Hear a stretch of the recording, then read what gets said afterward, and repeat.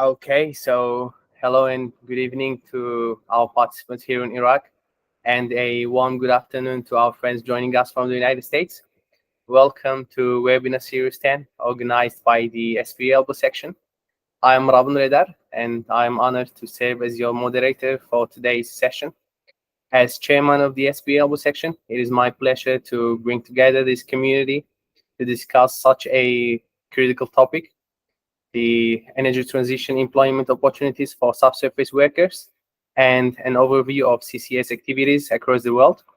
The energy landscape is evolving rapidly, and as professionals in the subsurface sector, it is crucial for you to understand how these changes will impact your careers and industry. The energy transition is more than just a shift from fossil fuels to renewable sources. It is a complex transformation that affects every aspect of our work. This transition brings with it not only challenges, but also significant opportunities, particularly for those of you with subsurface expertise. One of the most promising opportunities lies in the carbon capture and storage, the CCS, a technology that has the potential to play a major role in reducing global CO2 emissions. As subsurface workers, your skills in geology, reservoir engineering, and project management are directly transferable to CCS projects. This webinar will provide an overview of this global CCS landscape and explore how subsurface professionals can take their careers to take advantage of these emerging opportunities. So, to help us navigate these important topics, we're privileged to have with us an esteemed speaker, Jason Eleson. Mr. Jason is currently the Principal of Carbon Management at Sproule, a role he has held since February 2024. His extensive background in geology and carbon management makes him uniquely qualified to speak on these issues. Mr. Jason's career has spanned various roles, from his work as a geological consultant at the Kansas Geological Survey to founding and leading GeoIntegra Consulting. His experience also includes teaching geology at Red Rocks Community College and serving in multiple capacities in ExxonMobil. Today, Mr. Jason will share his insights on how the energy transition is reshaping employment opportunities for subsurface workers and provide a comprehensive overview of current CCS activities across the world. Without further ado, it is my pleasure to hand the floor over to Jason. Mr. Jason, the mic is yours. Thank you. Let me get my screen shared. Let's see. Let's do. Here we go. Let me know if you can see my screen or not. Yes, we do. Yes, please go ahead. Okay, awesome.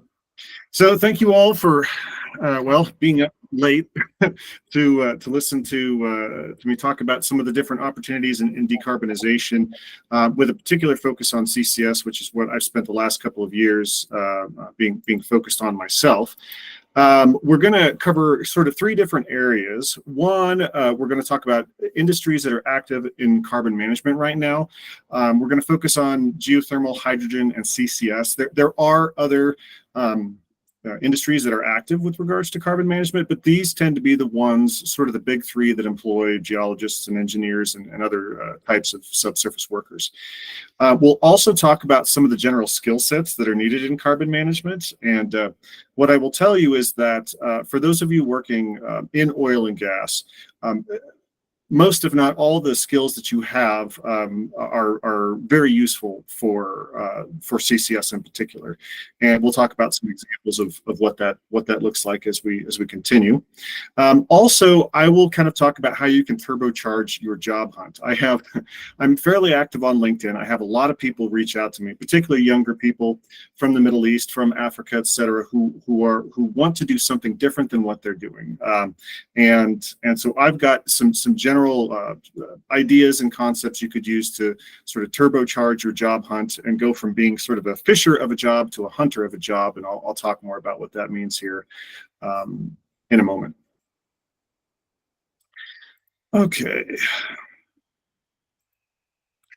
So a little bit about me. Oops, my apologies. Yeah, I'm the principal of carbon management for the U.S. markets in the United States.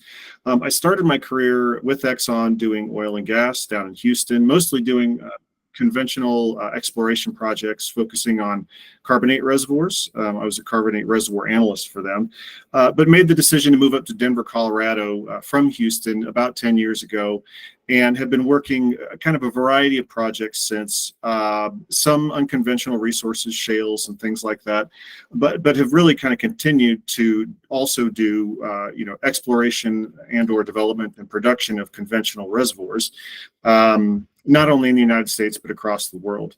So I started work for Sproule, the company I'm with now, in February of this year, and they hired me to oversee a lot of our activities in the United States with regards to carbon management. Most of that right now has been focused on CCS, carbon capture and sequestration, but we also do projects in geothermal and in lithium brines and hydrogen storage or hydrogen exploration. And it's a really fun role. There's a lot of different kind of aspects of the energy transition that I'm involved with. I focus on the United States, but I tend to get pulled all over the world to work different projects because I've worked all over the world, and particularly because of my time with Exxon. Okay, so today we're going to start talking about hydrogen. And hydrogen, if you didn't know it, hydrogen comes in many different colors. I didn't really know this up until a couple of years ago, but there's all sorts of different ways that hydrogen can be used. Its primary purpose is basically as a power source. Most uses of it these days focus on it as being a backup power source for wind and solar power grids. And the reason for that is that in order to build enough backup power supply for when the wind isn't blowing and the sun isn't shining, it would require us to grow, say, our lithium ion battery storage by orders of magnitude almost overnight. And we certainly are building up, those systems. But the argument is that if you can create hydrogen, it is a useful fuel source that you could store underground usually, for long periods of time, and it's there for whenever the wind isn't blowing and the sun isn't shining. It also, when you combine hydrogen with oxygen, you create water vapor. So the hydrogen itself creates no CO2 when you combust it, and it can be a fairly energy dense molecule, as it were. So there's these different colors, and frankly, as you go around on the internet and look up hydrogen colors, you may see some variations from what I've got here. I liked this one because it kind of tended to talk about some of the main sources of hydrogen, where we get it from. So I'll focus on a couple of them. Most hydrogen being formed today is going to either be brown to black or gray. And what that means is that you are taking coal and or natural gas and using it to generate the energy required to split, in this case, water molecules or natural gas, as the case may be, into carbon or CO2, and then hydrogen on the other side. And as you can see, there are a lot of folks that don't necessarily love those options, because when you're creating that energy by burning coal, by burning natural gas, you're releasing CO2 into the atmosphere. So yes, the hydrogen itself, once you've created it, doesn't create additional CO2 into the atmosphere, but the sources of energy do. And so those are called brown, black, or gray. And over here on the left, I'm a geologist by trade. My focus is on geology, but this frankly applies to engineers as well, whether you're a drilling engineer, reservoir engineer, completions engineer, whatever. It really does kind of apply to not only geos, but to all kinds of engineers. And so in this case, we've got, black indicating that that's a fossil fuel job, because if you got to mine the coal, then to create the energy, that is a fossil fuel job. But also, in the process of creating the hydrogen, oftentimes you're going to need to find a place to store that. And hydrogen is a tricky molecule. It is incredibly small. It's not really kind of polar. And because of that, it tends to want to leak out of any confinement that it finds itself in. They actually, NASA uses hydrogen to test a lot of their fuel booster modules for leaks, because the hydrogen is, if there is a leak point, the hydrogen will leak out of it, and they'll be able to detect that. So that's great for testing space shuttle fuel boosters, but not so great when you're trying to store it for long-term purposes. And hydrogen, frankly, can end up damaging infrastructure at the surface if it's left in infrastructure for too long, months or years. It causes what they call embrittlement. And you can end up having the hydrogen crack, and then a sort of an uncontrolled release of hydrogen into the atmosphere, and that's not really something you want to have happen. So what to do? Store it underground. And we'll talk a little bit about the underground storage piece next, but that can create a carbon management job where you would be in charge of screening areas in the subsurface for places to store hydrogen over the long term, where you're not going to have to worry as much about leakage and things of that nature. So one of the more popular options for creating hydrogen is called blue hydrogen. And that's where you take hydrogen or natural gas molecules, and blast it with really hot steam and so-called steam reforming methods.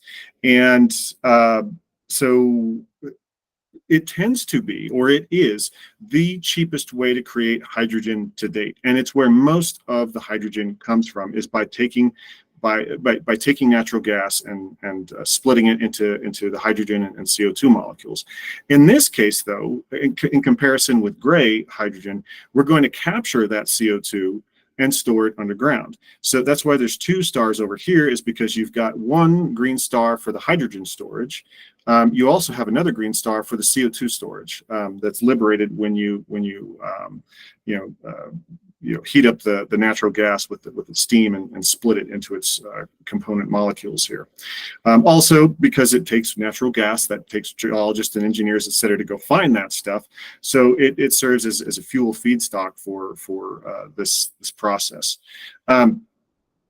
So another one that's talked about, and I'll kind of finish here with green, is going to be green hydrogen. And that is where you are using water molecules, not natural gas, and you're exposing it to a significant amount of electricity. You're running an electrical current through it, so-called electrolysis, and the energy splits the hydrogen molecule away from the oxygen. And so the benefit to this is that you really don't end up with any waste products that you don't want to have. You end up with oxygen and hydrogen without any CO2 as being a material component to this operation. The challenge with this is that it takes a lot more energy to create electrolysis, or to split these molecules via electrolysis, than it does with these steam reforming methods with natural gas. Secondly, this renewable electricity comes and goes. The wind doesn't always blow, the sun doesn't always shine, and also, that renewable electricity could be used for powering local power grids in your communities. And so one of truthfully, the biggest challenge I see with green hydrogen is that it is way less cost effective than some of these other forms.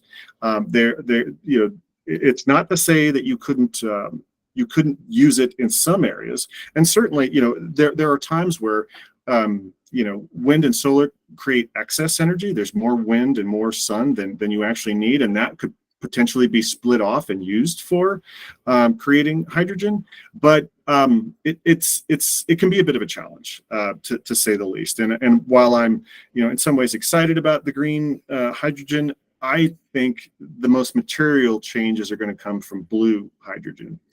And lastly, we have white hydrogen, so-called naturally occurring hydrogen in the subsurface. And I won't go into a great amount of details of how elemental hydrogen can form in a free state. Most of it typically has to do with hot waters percolating through kind of mantle-derived rocks to create serpentinite, which liberates hydrogen. And the idea is that, similar to, say, natural gas, this hydrogen is very buoyant and will migrate its way up into traps where it will get caught. And you could just drill down and produce it similarly to how you would produce natural gas. Watch this space is what I will say. I'll show you some slides here shortly that kind of show you where this sort of activity is going on. The devil's advocate would say we have penetrated the Earth's surface with hundreds of millions of wells. Why haven't we found elemental hydrogen yet in large volumes? And there are some. I think there are actually some in Namibia and some other places where they have found commercial deposits of hydrogen, but they're just not very big. And so there are a lot of groups out there exploring in the US and in other locations right now for the so-called white hydrogen to see if they can't find it. And that, of course, that process of exploration requires geologists and engineers to find it. So we'll see what happens. Okay, so subsurface hydrogen storage can be a bit of a challenge. And historically, when people have stored hydrogen or talked about storing hydrogen, they've talked mainly about salt caverns, as we can see over here on the left. And the beauty about salt caverns is that you can basically engineer your own cavity, your own pore space, and have it be kind of the size, shape, dimensions, et cetera, that you want to. And because of salt's physical properties, tight interlocking crystals and its ability to kind of handle higher pressure regimes and things like that, salt caverns can represent an ideal location for these sorts of things. Also, people are talking about, hey, we can put this into depleted oil and gas reservoirs or into saline aquifers, similar to what's being done for CO2 storage, CCS. Those come with their own set of challenges. Frankly, if you've got hundreds or thousands of wells penetrating your top seal, and hydrogen is a very leaky molecule, every one of those well bores represents a potentially compromised seal that could leak hydrogen. And even if you go into saline aquifers, it has similar potential to even the process of drilling the borehole can compromise the top seal, but also there's better chance for chemical reactivity in those aquifers, in those brines, and oftentimes there tends to be this Goldilocks zone where you would want to inject your CO2. You're going to need it to be deep enough to be kind of to have all of the little microbes that might be living down there be cooked and killed. You don't want any sulfate reducing bacteria down there because they will steal your hydrogen that you inject down there and use it for their own little biotic processes. And so you don't want that. Oftentimes, they will inject a so-called cushion gas in here, which is kind of a waste gas, if you will, to ensure that all the hydrogen that you've got that you inject in there is going to come back out. Because sometimes you can end up with hydrogen having capillarity issues where it snaps off in the pore space, and it could just make it an issue to retrieve the hydrogen that you need when it's time for producing it back. And so there's just all sorts of kind of challenges that you can have in the subsurface, whether it's chemical reactions with hydrogen, whether it's hydrogen being a sneaky molecule that will find its way out of its confining kind of confining interval, and so it is challenging, and it is yes, it's a buoyant gas, but it's fairly tricky, I would say, by comparison to, say, natural gas. But I think especially as far as subsurface jobs are concerned, this is where the majority of them are going to be, is going to be, creating, designing these sorts of storage locations. Ideally, we would put them all probably in salt caverns, but thick salt deposits, competent salt deposits aren't located worldwide.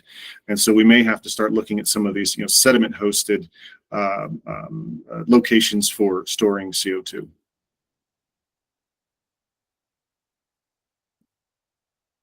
So worldwide, there's quite a lot of activity going on right now. And I won't speak to every single one of these, but I will say Europe across the board tends to lead the way in a lot of these activities, and hydrogen is no exception. So we've got green hydrogen being produced in Norway. Sweden is testing some hydrogen storage in some caverns, underground caverns. They're producing 10 megawatts of green hydrogen from a plant in Trelleborg.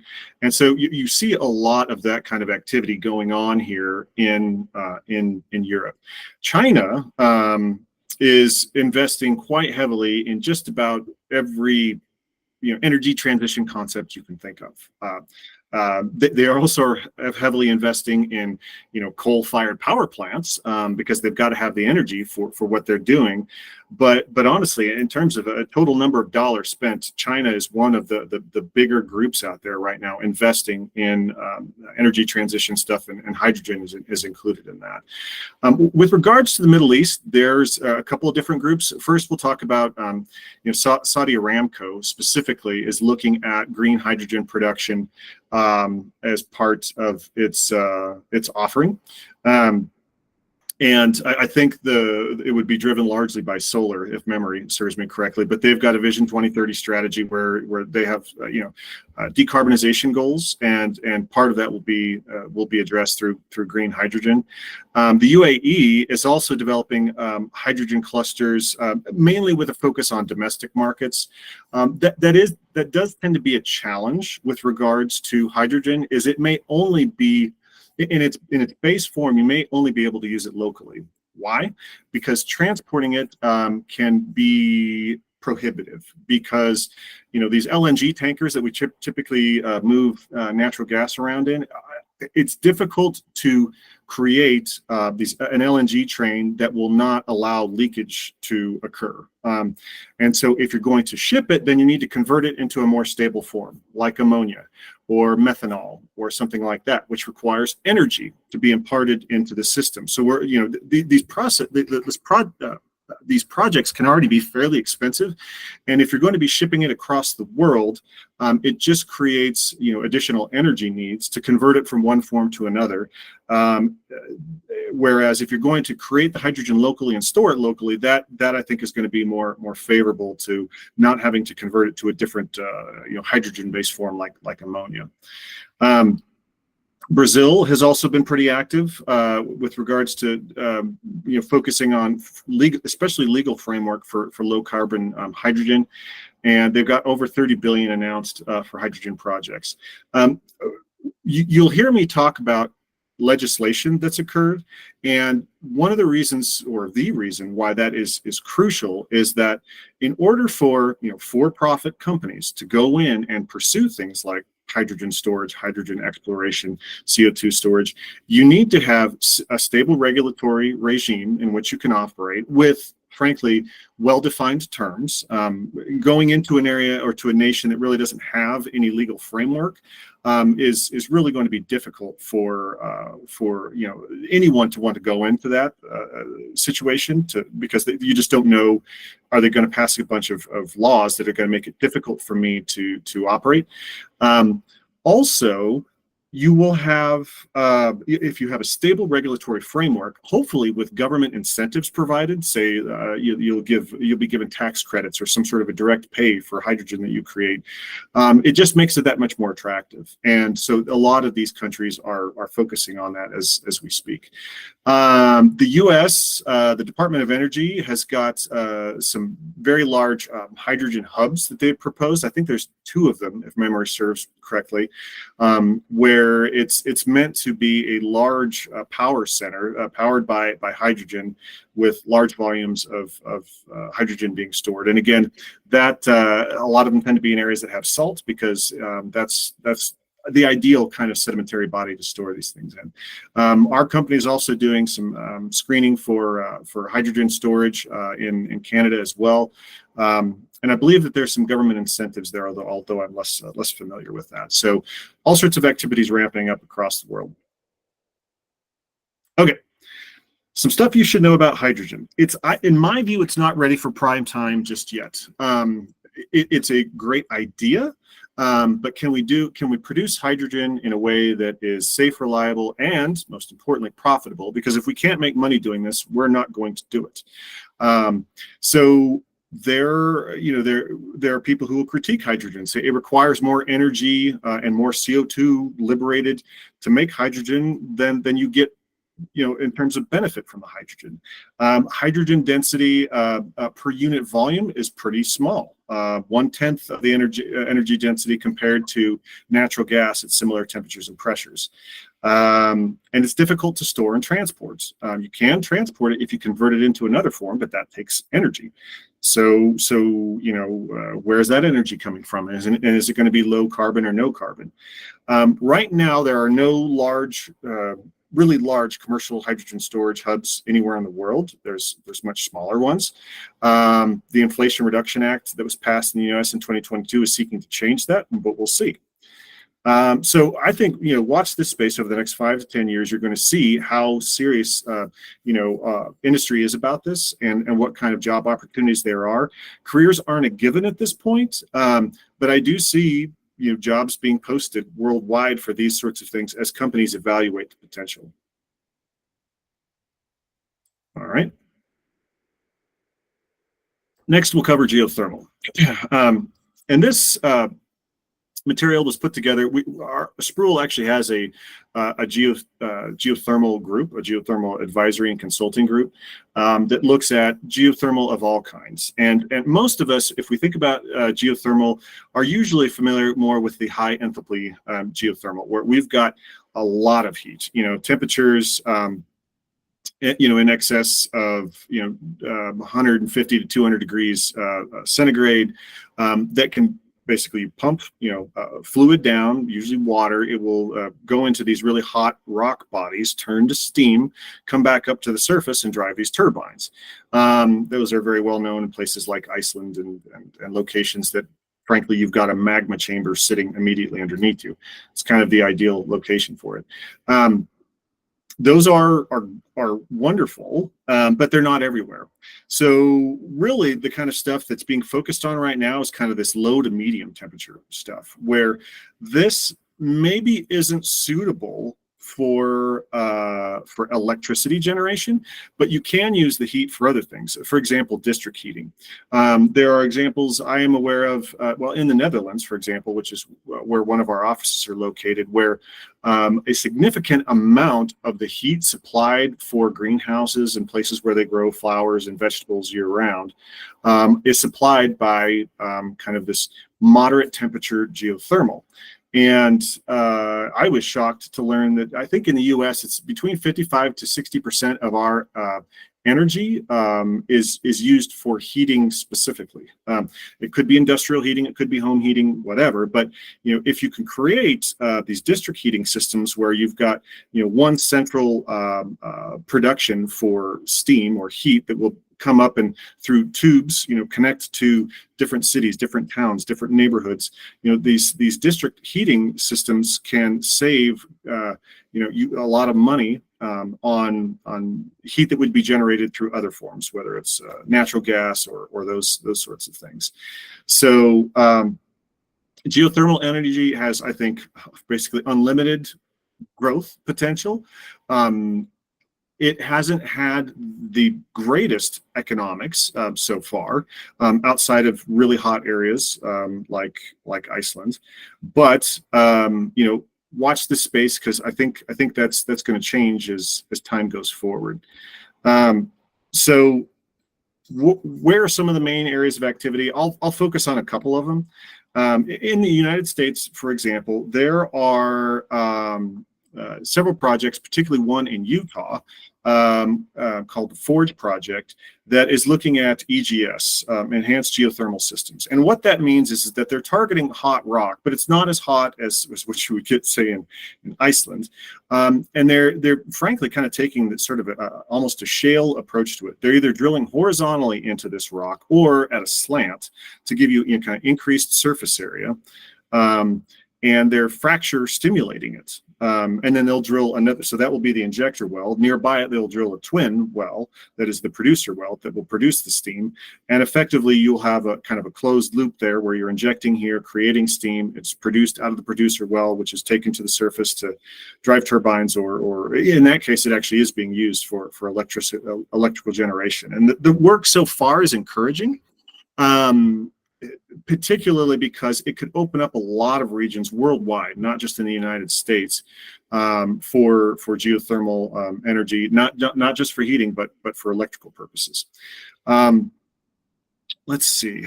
Japan actually has been pretty active. They have, frankly, a lot of heat underneath them because of their particular tectonic setting, but they are planning to install 1.5 gigawatts of geothermal power by 2030, which is substantial. That is a rather large project.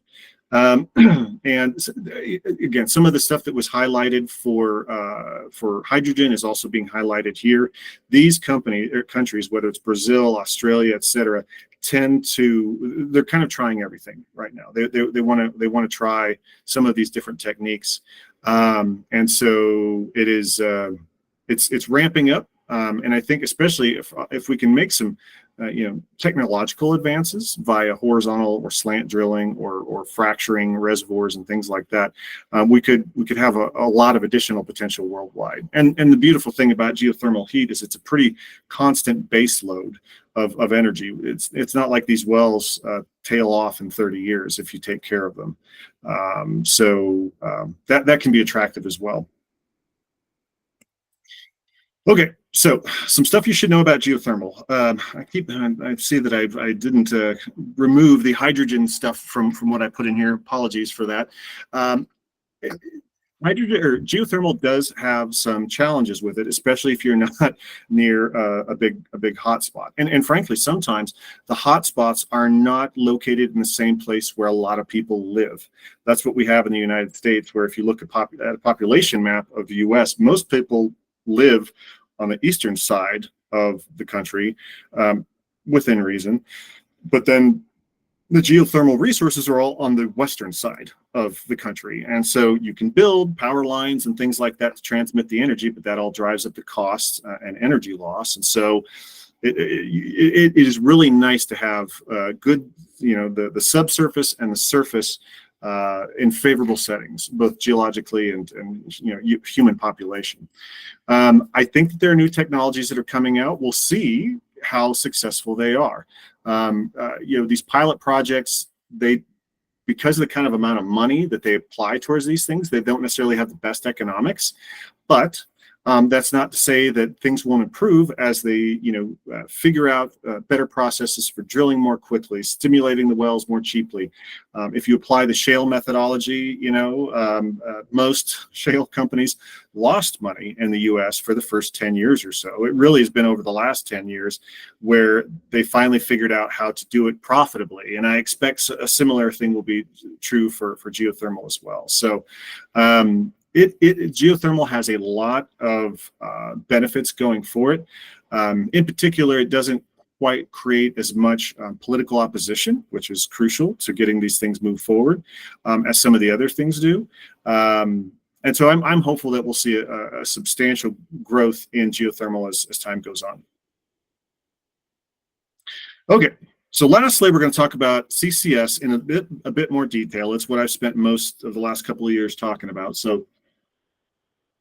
And working on. So we'll talk about kind of how it works, look at where it's being applied on a region by region basis, and then we'll close with kind of some career advice, for lack of a better word.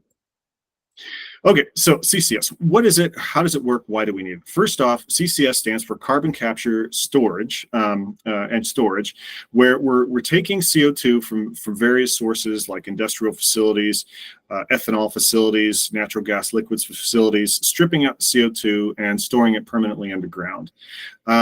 Typically, when you're doing that, most times you're using some sort of a solvent or membrane to separate the CO2, transporting it to from wherever it was sourced to its final location. Sometimes you can have favorable geology right underneath where the CO2 is being created. That's an ideal situation, but sometimes pipelines have to be built and to transport that CO2 to the final storage location, where the three main types of storage complexes that people target are going to be saline aquifers, depleted oil and gas fields, or unminable coal seams. And really right now, especially in the US, most activities looking at saline aquifers, largely because they don't have 400 wells penetrating them that could compromise the top seal and let CO2, which is also a buoyant fluid, to escape into the atmosphere. It's not something you want to have happen. So why do we need it?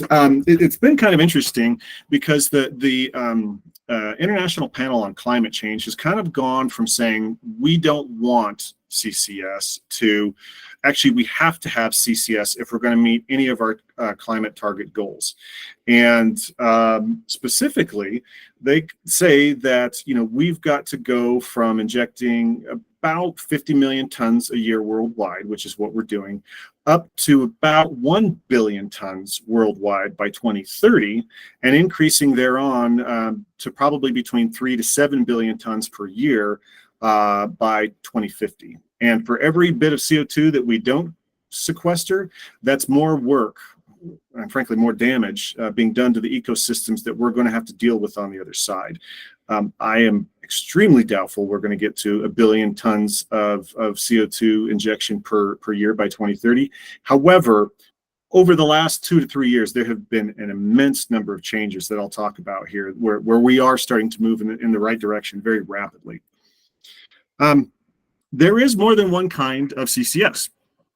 The main one for now is going to be CCS from industrial waste. So that can be steel plants, that can be cement factories. Right now in the United States, the most profitable CCS programs are going to be from ethanol facilities, where you ferment corn to create ethanol, which is a fuel additive, and you create CO2 and water vapor, and that's it. And so you can use that to you can separate out, evaporate off the water vapor and take the CO2 and pump it underground.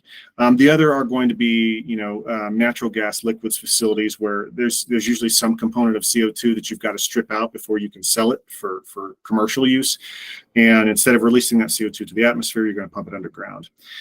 So there's a lot of pros for that, especially because large volumes of CO2 being emitted from these kinds of sources, industrial waste, et cetera, is the majority of or at least a significant wedge of CO2 emissions worldwide.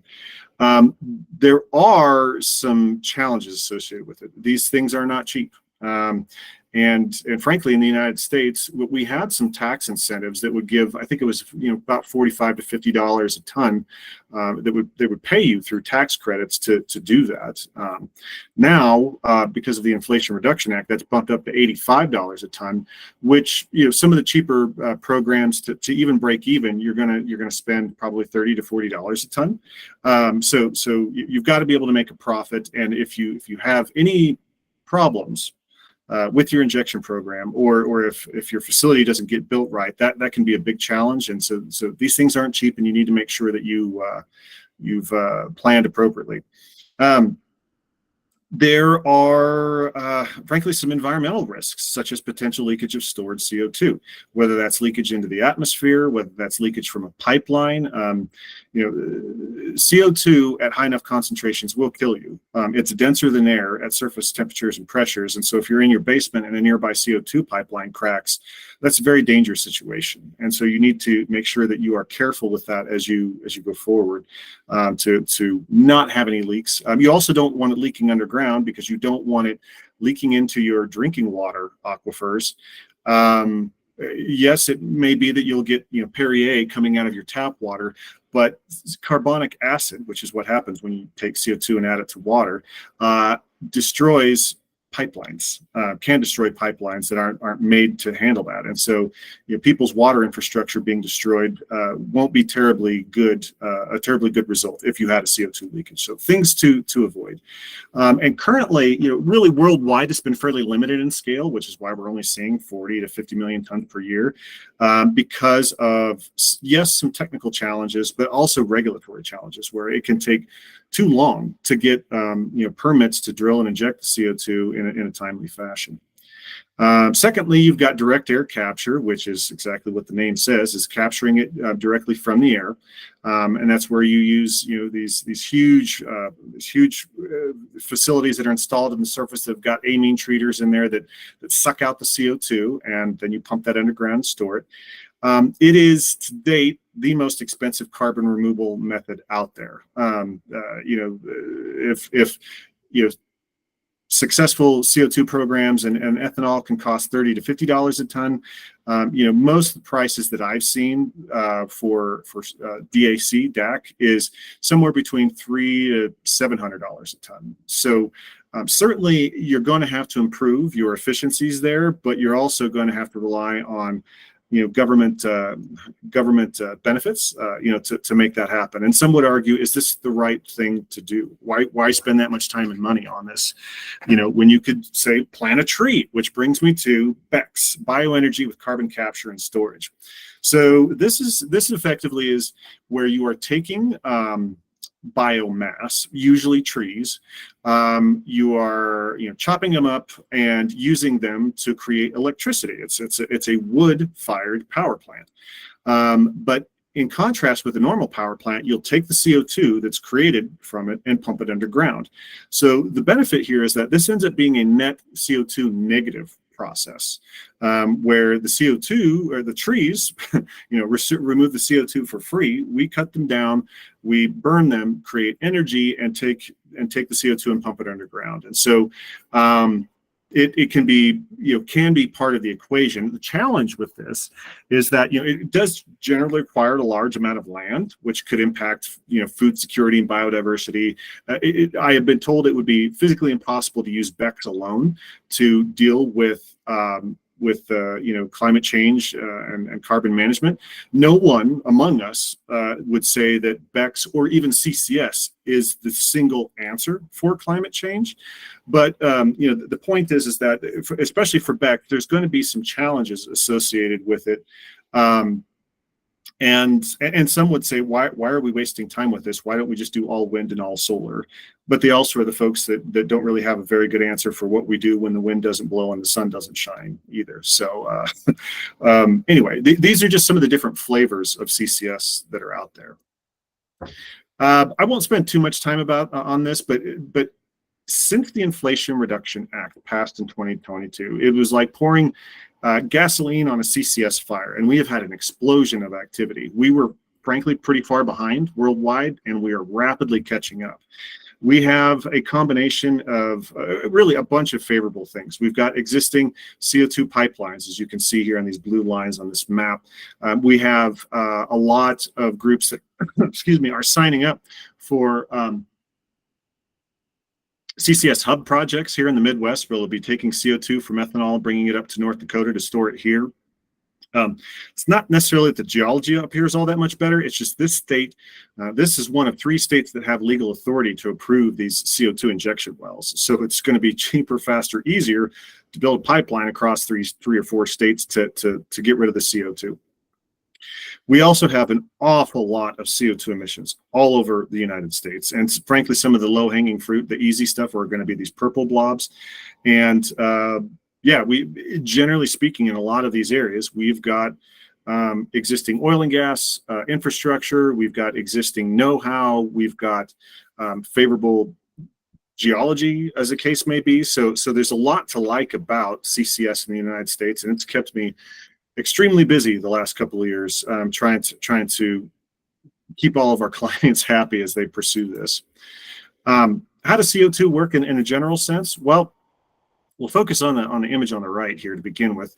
So when you inject CO2, in contrast with, say, natural gas, CO2 starts sort of losing energy almost immediately because of the nature of the molecule. You will have it get trapped in a variety of ways. So the first way is going to be if there's any structure associated with it, you might have structural or stratigraphic trapping in there. A lot of the areas that we're looking at don't actually have structural or strat traps because we don't need them. The CO2 plumes aren't big enough where they're going to spread, for miles and miles. I think the biggest plumes I've ever seen are about 1.5 miles, 2 miles across. So maybe, I don't know, 4 kilometers, something like that.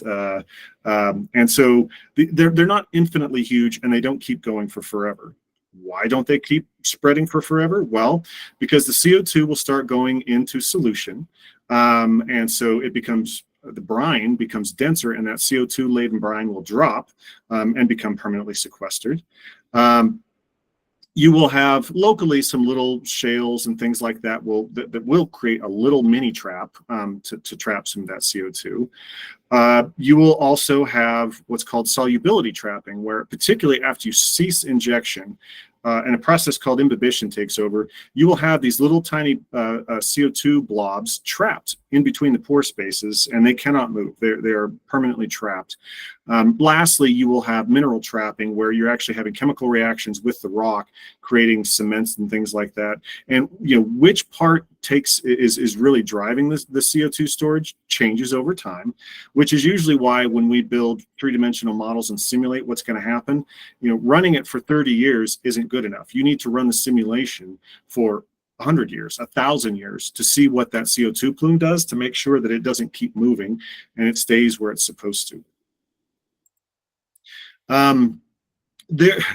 There are a lot of different things, factors you've got to look at to make CCS work. And I'm not going to go into great detail on all of these, but you've got to have the right kind of reservoir, quality and continuity, similar to oil and gas. It's great if you've got a pod of sand that's got 20% porosity and 500 millidarcies of perm, but if it's the size of the room that I'm in, that's not enough. We need something that's going to be laterally continuous and able to store not only the CO2, but the pressure that is created, that's transmitted out beyond that CO2 plume.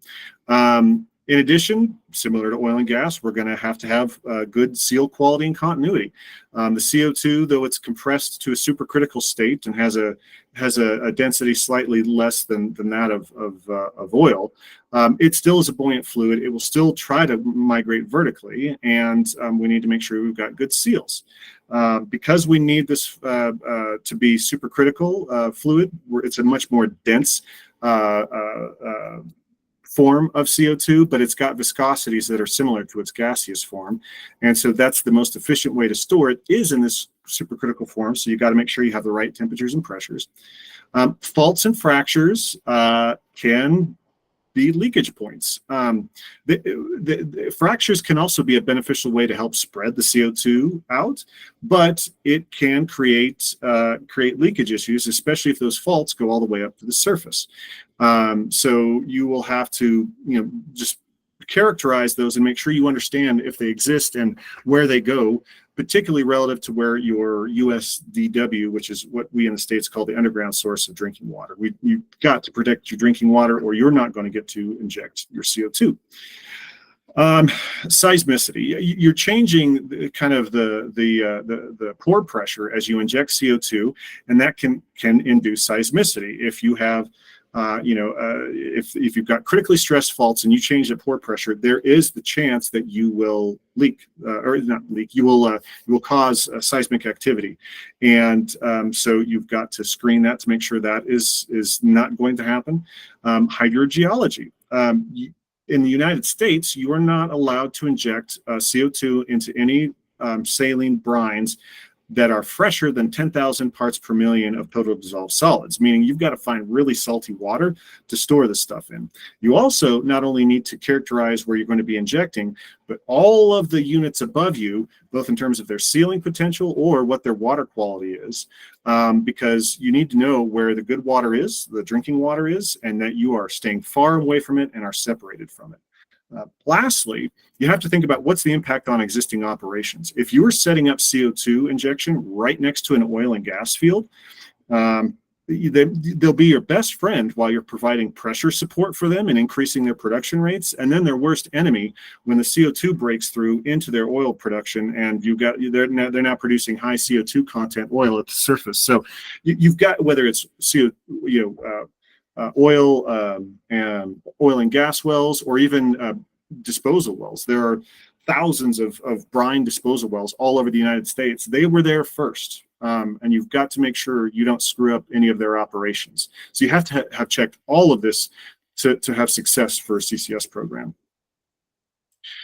Okay, now we're going to go through and just kind of do a quick flyby of the different locations. And frankly, there are different online databases that can provide more granularity in certain regions, but I did find that the NETL, the National Energy Technology Lab, has some of the best for worldwide looks at CO2.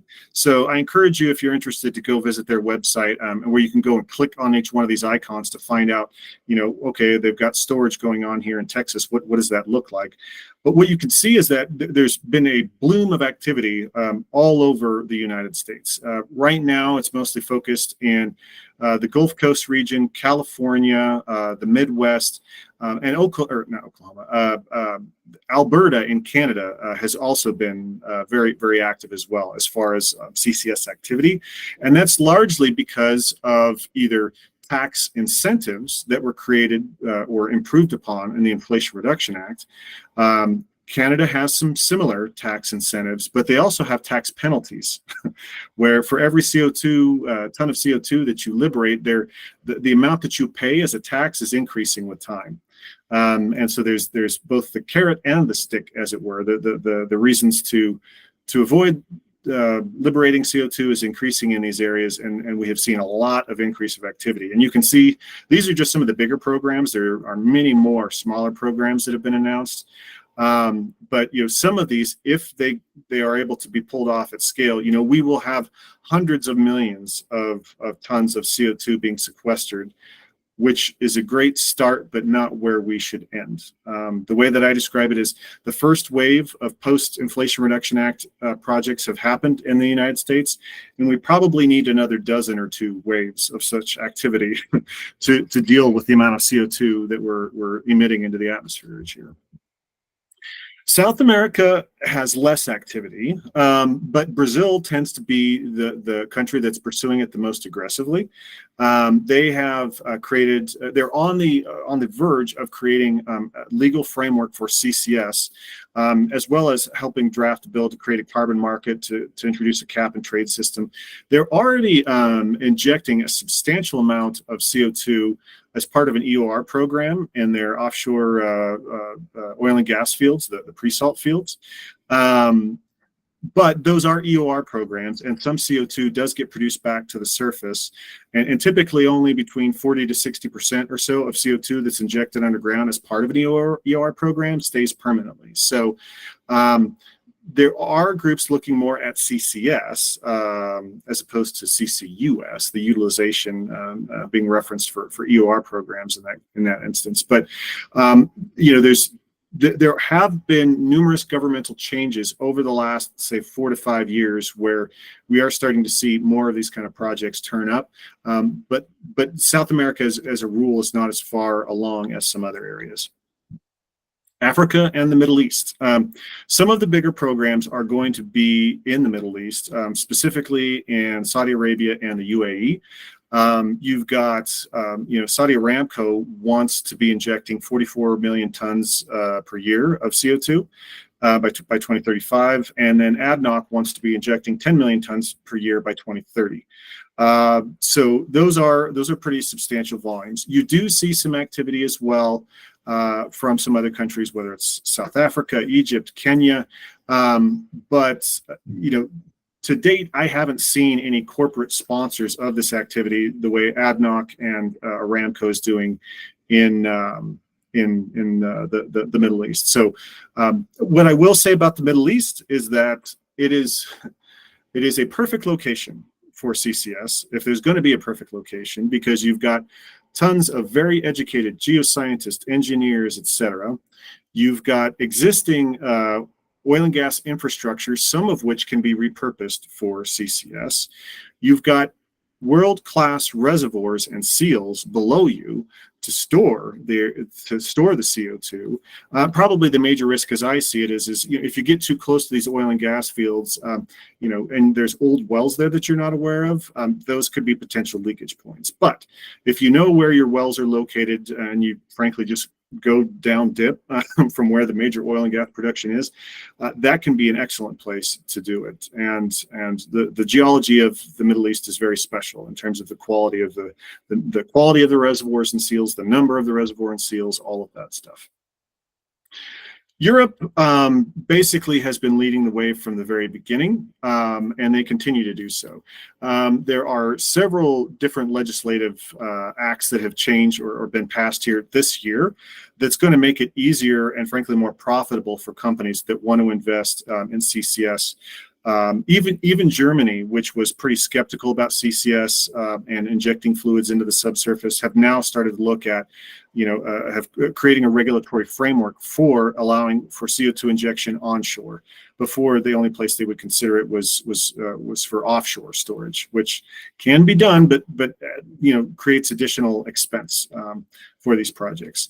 Again, some pretty sizable programs scattered around Denmark, Netherlands, Norway, Italy, UK, with pretty large target injection rates of anywhere from 1.5 million tons per annum up to 22.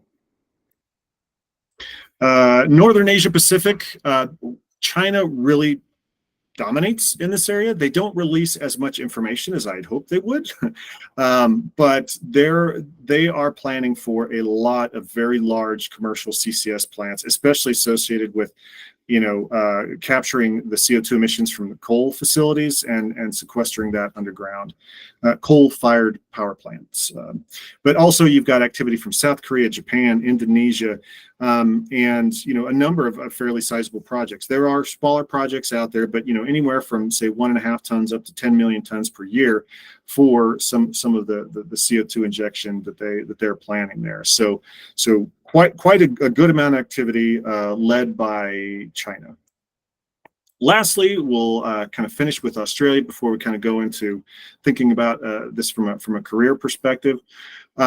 Australia is probably maybe slightly behind Europe, but not too far in terms of getting the regulatory environment set up to stimulate CCS. And they have a number of kind of I'd call small to medium-sized CCS programs. One of the world's largest CCS programs in the world is actually in Australia, off the coast, northwestern coast of Australia here at Gorgon. It's not going well. There's actually a very interesting kind of geomechanical story that I could share some other time, but they're having some issues with pressure management and sand production and things like that, and they're not doing the injection rates that they said they would, which has caused Chevron no shortage of heartache and headaches over there. Nevertheless, it's being aggressively pursued in Australia. Okay, so what should you know about CCS? Number one is that most people, whenever there's job postings that I've seen, they want people with prior oil and gas experience.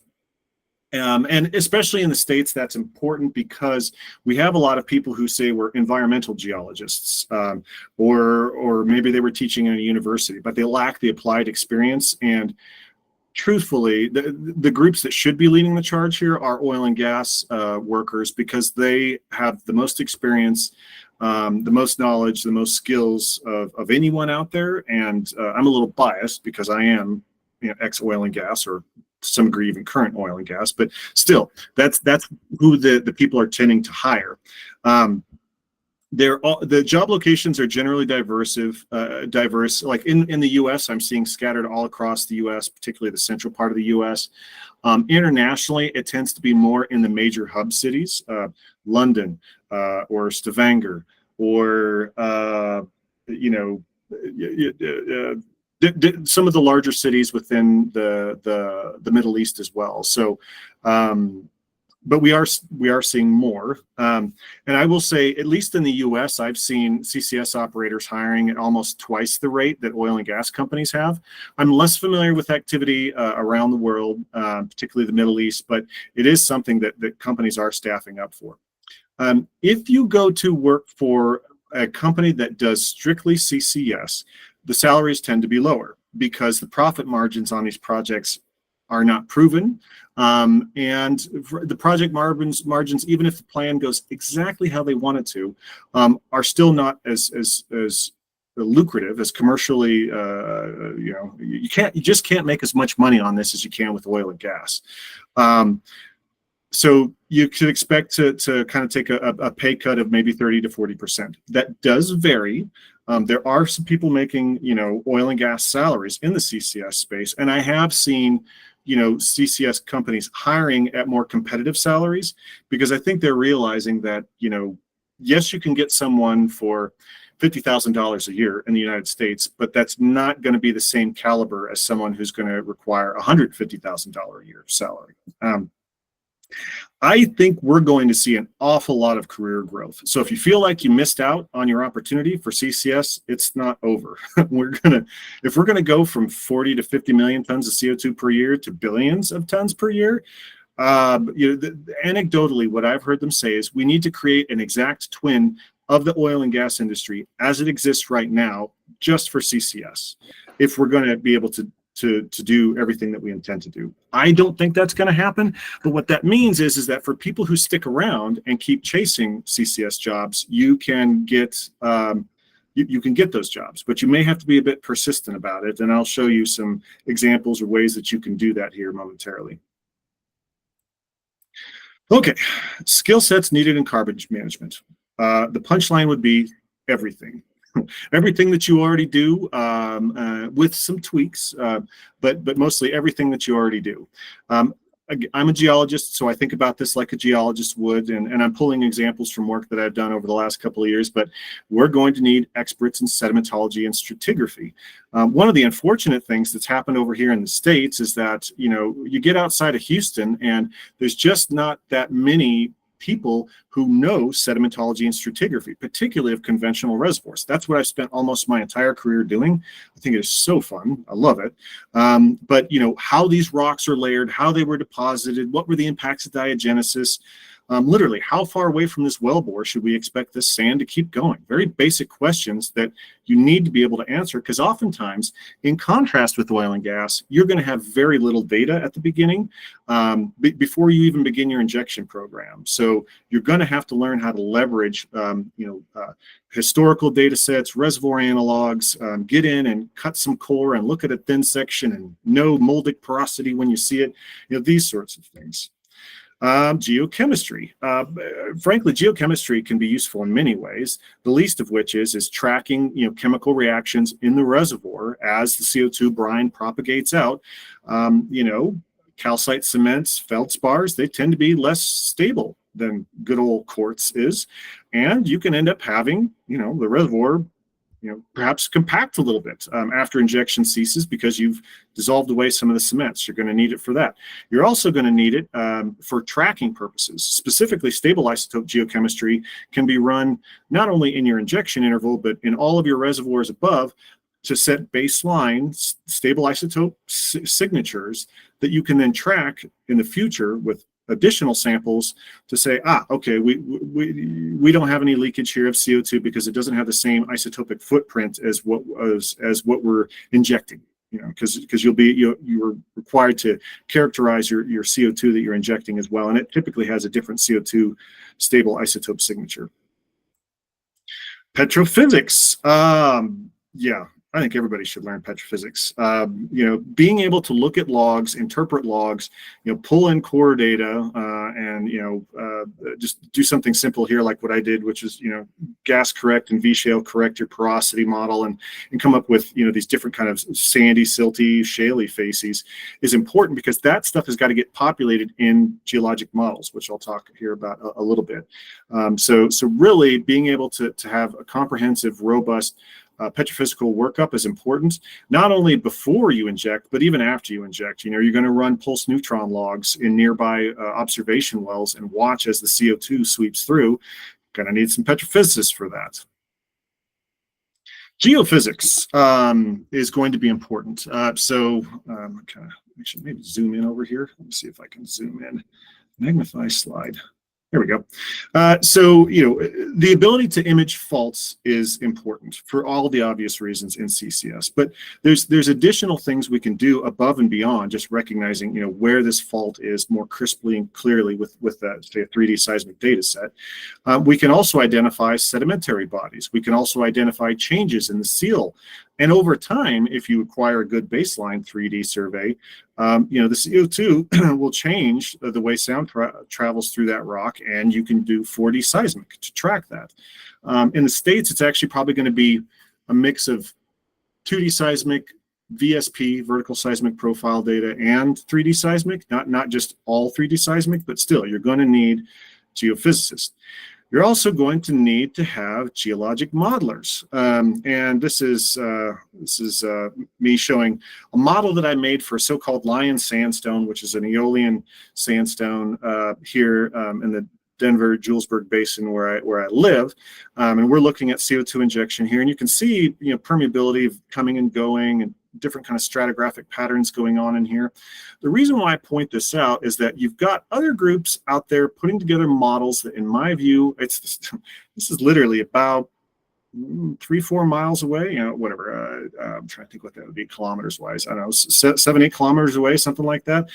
And here's my model and here's their model. And I'm not saying my model's right. I'm just saying I attempted to build in some reservoir complexity into the thing, whereas they kind of didn't. And this is important because, geology happens. These aren't uniform tabular bodies of rock with the exact same porosity and permeability in all directions. And so we're going to need to have more people out there who know how to build models like that to have more accurate representation of the subsurface. Structural geology and geomechanics, you need to make sure that you don't exceed the frac gradient of your top seal. You need to make sure that you do not you do not increase pore pressure and allow for critically stressed faults to go beyond the critical stress point, pressure point that allows for things to move. So all of those kind of geologic folks are going to be needed. And at the end of the day, this was kind of me just saying it takes everything, both from a geoscience as well as an engineering perspective. Everything that you do in oil and gas is required for these CCS projects. It's just that you're not going to have the benefit as much data as you might have had with an oil and gas project. You might have 1 or 2 pilot wells if you're lucky, and you might have seismic data if you're lucky. Otherwise, you're going to have to come up with concepts, models, etc., to identify where you think your fault or fractured terrains may be, or what the stratigraphic patterns are, or what's driving reservoir property, or the way I always think about it. This was what was existing in my head as far as major porosity and permeability drivers in this heavily karsted dolomite, and I had to breathe it into existence, make it alive here in the geologic model that I built. Because from the data I had and the regional study that I did, this is what it was indicated to me. So lots of data integration, and frankly, what I would call a lot of exploration style projects, which for me are very fun and very complicated. Okay, lastly, let's talk about how you might be able to turbocharge your job hunt just a little bit. And the thing that I tend to tell people is what they tend to do is imagine this is you fishing, and over here, this is your resume. And they say, well, I got my resume, and I throw it out there in the water and in the job market waters, and they just kind of sit there and wait. And that is an approach you can take. That's the way most people kind of approach finding a job. I've decided that a better way to go is to actually go out and hunt down the job that you want. And this is from some video game that my son plays, but not only have one kind of gun, one kind of approach towards finding a job, but have a bunch of different sort of weapons at your disposal to go after these jobs. So what does that mean? What do you need to do? This slide I'd actually put together for a university that I was speaking at here recently, and it's like, okay, so how do I do this? What do I do? Well, first off, truthfully, it sounds silly, but figure out what you like to do. I have had so many people from LinkedIn reach out to me and say, Jason, I want to do what you're doing. I want to live in the United States. I want to do energy transition. And I'll ask them like, okay, cool. Why? They usually don't have an answer. What specifically do you want to do? I don't know. I just want to live in the United States and work energy transition. It's like, well, if you really need to be kind of true to yourself to figure out what you want and what you don't want. Sometimes the best place to start is figuring out what you don't like, what you definitely don't want, and go that route. For me, I can do well operations if you want me to. That's not what I want for my career. I want to do more of the bigger picture exploration style stuff. That's what's fun for me. That may be different for you. That's fine, but you've got to define what that is, because once you have that defined better, it will increase your chances for finding what you want. On the other side, when you're hunting for a job, you need to figure out who needs those skills. And to some degree, some of this stuff was a couple of jobs ago, I was working in kind of a technical sales role where a big part of what my job was to figure out who needs our services. And you have to think about it from an employer's perspective relative to your skills. Who's out there? What kind of people have these needs? In the United States, frankly, it can be, well, there are all sorts of companies that have no subsurface background whatsoever that are interested in CCS, and they need help. They need someone who can put it in plain English, explain it to them. How is this going to work? Talk to them about partnering and figuring out next steps. That's what I do. Like every day is figuring out, yes, the geoscience piece, but also what should your next steps be? So what could you do to figure out, how can I take my current skills and apply those to people who really need those skills? Start thinking about the different kinds of companies, even the different kind of personas that you need to talk to. Should you be talking to a geoscience manager? Should you be talking to a chief technology officer? Who's the person that you should be connecting with to find this out? If you don't have the skills you need, go get them.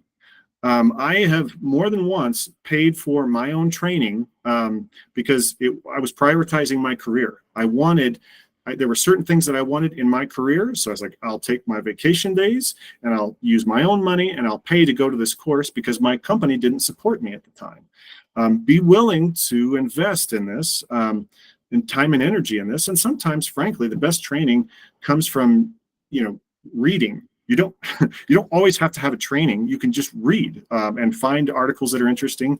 Start reading technical articles. SPE journals, for example, are a great place to start. And then make connections. I have been laid off more times than I care to admit, especially after I moved to Denver. Exxon was easy and stable. Denver is not so much. But I found jobs when there were no jobs, and it was because of my network. There were people who knew me, who cared about me, and who could say, hey, I'm aware of this job over here. It's not posted online, but I know the hiring manager. Do you want me to give you their resume? And so these are the kinds of things that you need to do. You need to start, if you're not doing it now, you need to start doing it. Have an identity that exists outside of your company. Doesn't mean you even need to leave your company or that you don't love your company. But if no one knows who you are, how do they know to come find you to give you a job, this future job that's going to be out there? So a little piece of advice, given what I've experienced on LinkedIn, is, don't connect with the person and then say, hi, give me a job. that has happened to me dozens of times. And I try to help people out where I can, but I can't make miracles happen. At least in the United States, it's considered a little rude just to say, hello, give me a job. And I don't know you. What do you want? What do you like? What would you be good at? These sorts of things. Ask questions that show interest in the other person as a person, not just, hey, you're going to get me this job, right? Because that kind of connection usually doesn't go well. Try to get to know the person. I have people that I give them all sorts of advice all the time, just because they treat me nicely, and we trade stories, and they're kind of friends now. So LinkedIn can be a great place to do this. I will say, I am probably more busier than most when it comes to LinkedIn. So let me give you some examples here of kind of how I've done this. So I've done several different what I call LinkedIn series. Now I realize for some of y'all it may be like, oh my God, do I have to really get on LinkedIn and become an influencer and stuff? Well, a lot of people pay attention to these things, and so I've any one of these posts that I put out there just talking about, let's talk about how caliper logs work, or let's talk about reservoir continuity and CCS applications. Hundreds of people respond, and tens of thousands of people see these things. And I'm not trying to say, oh, I'm so smart. I'm just saying, here's some stuff that I know. Maybe this could be useful to you folks, and people tend to like it. Watch out for who reposts jobs. I repost. At this point, I only repost energy transition jobs. I still love oil and gas, but most people who know me know that I'm really excited about energy transition. So if you connect with me on LinkedIn, you'll see me for now only post these kind of energy transition jobs. But Jason Flaum, Aziz Arifali, Glenn Bixler, Adam Hacker, Robert Gales, all these guys repost jobs constantly. Go find them, go connect to them, or follow them, and you will literally jobs all the time, not just in the U.S. but all over the world. Lastly, engage with people. I've had a number of people reach out to me, or I've reached out to them, and frankly, some of these people are my good friends now. This actually was my boss's boss saying, hey, let's go out for coffee last year. I didn't know he was going to offer me a job. I wasn't looking for a job, but I thought we were going to talk about CCS, and I was going to get some consulting work because I had my own consulting company, and he's like, no, we want to hire you. I was like, oh, that's not what I expected. But this happened because they were watching me on LinkedIn. They knew I was busy and active in the CCS space, and that I was kind of a trusted source in the CCS space. So it's really, frankly, fun. I love having conversations with people all over the world. I try to help people where I can. I'm not a miracle worker, but I find LinkedIn to be at least the one piece of social media that doesn't drive me crazy. People are well behaved. People generally try to help each other. I like it. I think it's great. So then, who's hiring right now? Bunches of companies all over the place. So this is just some quick screening that I did to say, okay, who's hiring where? If there's a company that you're interested in, but they're not hiring, that's not a reason to not connect with them. Connect with them and or their hiring managers or whomever before any jobs come available. Because by the time they are ready to hire, they will already potentially be thinking of you specifically. And that's what's beautiful is when you can go from, a fisherman to hunting to actually being hunted. People are wanting you because of your amazing skills. They know you, they trust you. You can avoid recruiting in HR departments. Not that I have anything against them, but if you can remove the middleman from the equation, it increases your chance of getting a job in the energy transition space that much more. It's just human nature. We like to know people that we're going to work with, to know that they're good, they're competent, they're hardworking, they're not, a jerk, whatever. These are all things everybody wants. Okay, so conclusions. Not all these industries are ready for takeoff just yet. I think CCS is the first one that's really going to be going forward rapidly at a very large scale, and it will take a lot of people to do it. Geothermal and hydrogen, yes, I think they also have potential.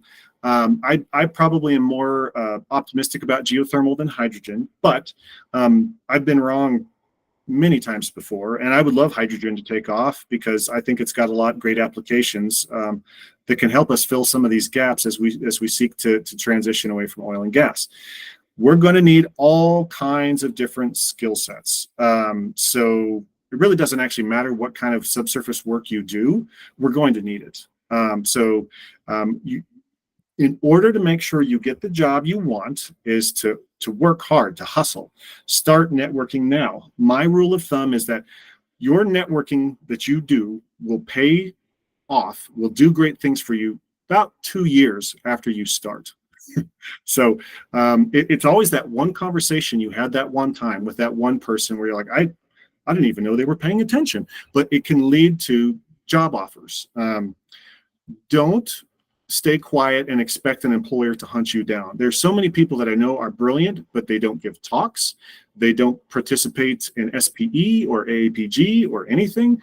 They don't post on LinkedIn. They don't do anything. And it's like, I know you're brilliant, but nobody else does. And if only your company knows you're brilliant, that's fine, but it may be in the future what you want your company can't offer. So you're going to have to let other people know in a respectful way, like all these awesome skills you have to bring to the equation. And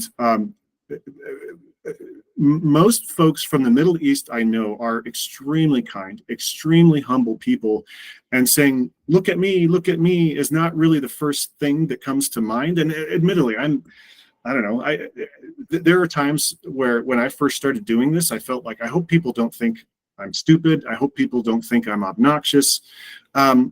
And I probably do have some people who really don't like what I post or what I talk about, but mostly people are incredibly kind to me and say, we really valued that stuff that you put out there.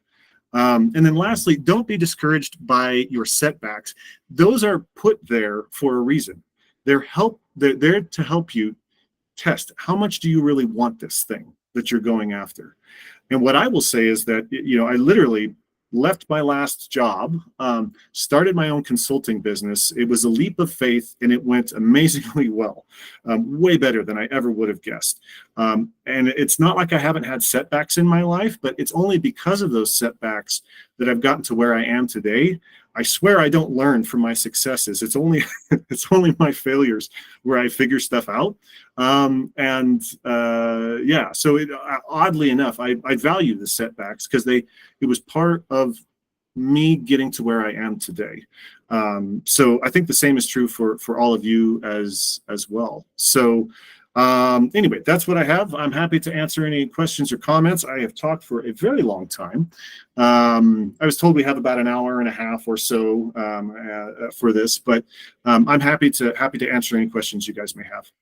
Yeah, thank you very much, Jason, for that comprehensive and insightful presentation. I believe the topics of energy transition and CCS activities are not just relevant, but also essential for us to understand as we navigate through the future of the industry. Yes, ladies and gentlemen, we have now reached the Q&A portion of our session. Please feel free to type your questions into the chat box, and we'll address as many as time permits.